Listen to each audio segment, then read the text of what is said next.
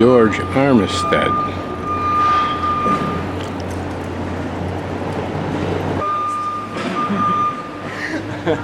Wonder what that symbolizes.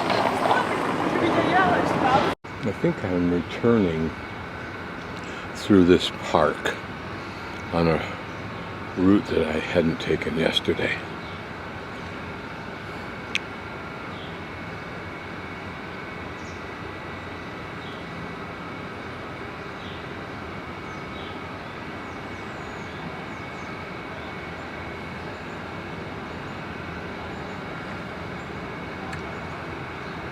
And there is a lovely way to cruise it.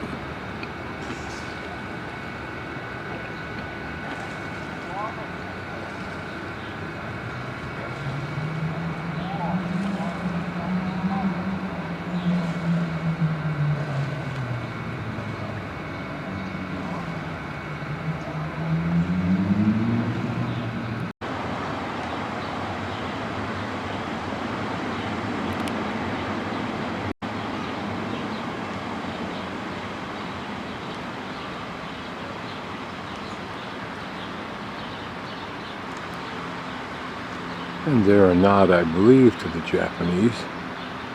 That seems so restrained, not Chinese. A statue of me in my younger or virile days. Or not. This building, I have no idea what its purpose is.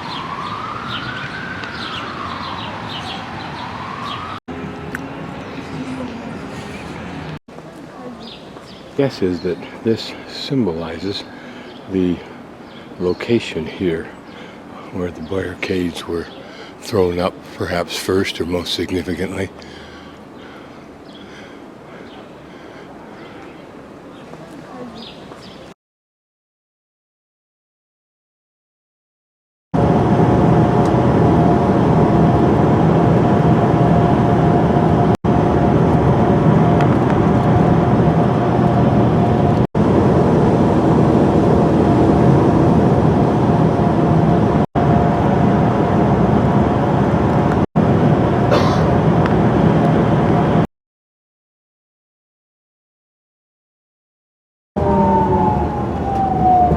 About a 10 to 15 minute walk, brisk walk from the Bauska bus station. We're at the Bauska Castle Museum. And this is what we'll take a quick look at. It doesn't open till 11, so I may just do the outside and forget the rest. Seeing this is the museum, it opens at, as I say, 11. Looks like two components, the old part on the right and the newer portion.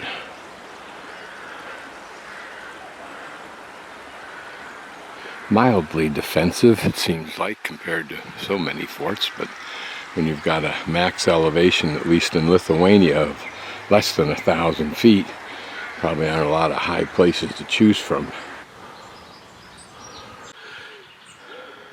It appears, if we scan the hillside on the approach in, that they sculpted this hillock, 4 steep sides.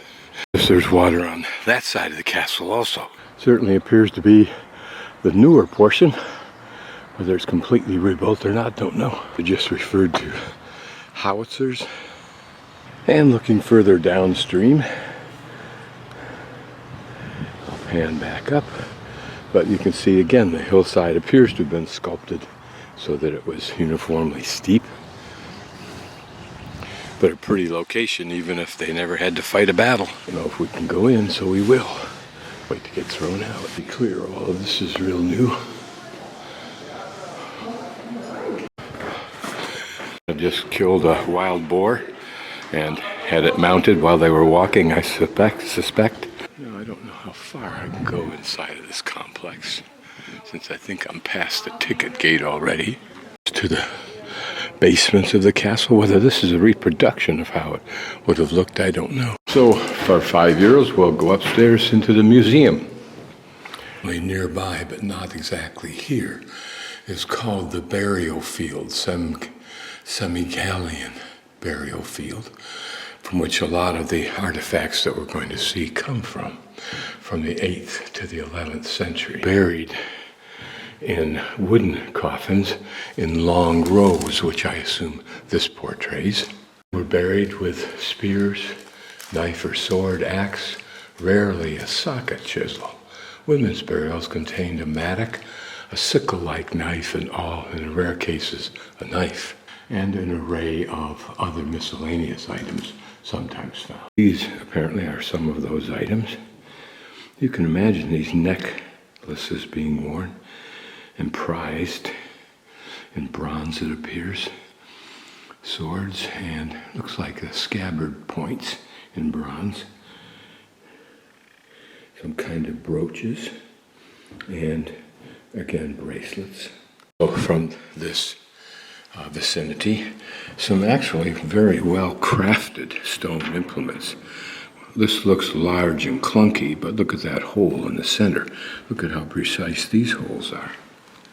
This took some considerable work. Shells, who knows if they were strung in beads or not.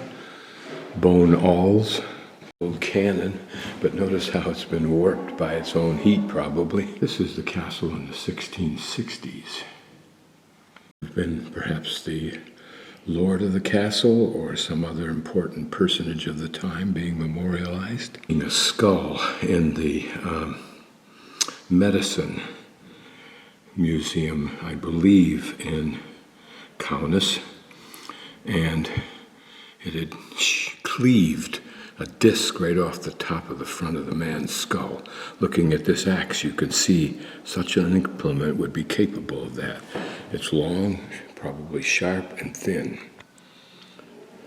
This is probably roof tile, but notice that detail.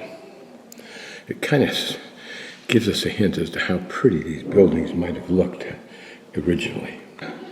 Detail probably inserted into a wall for decoration.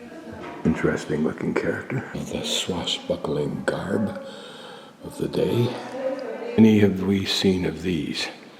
I wonder how much of this material lays buried in swamps and so forth where battles were fought. Two different pictures, apparently, or drawings, apparently, different iterations of the same castle. Period drawings like this are always so fascinating. Particularly the detail. Now look at some of the detail here. Let's start in the upper left-hand corner. A woman serving. Some elegant ladies.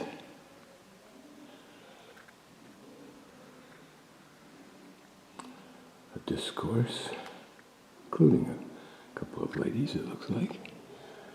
A man here asking for more wine from this servant. I've seen a couple of bowls with the same coloration that remind me of South America more than here.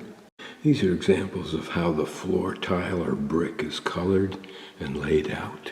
These would have been standard building materials, probably made on site. These ceramic tile works are in fact from one of these heat stoves, which was so common at the time. Tools of craftsmen, principally blacksmiths and iron workers.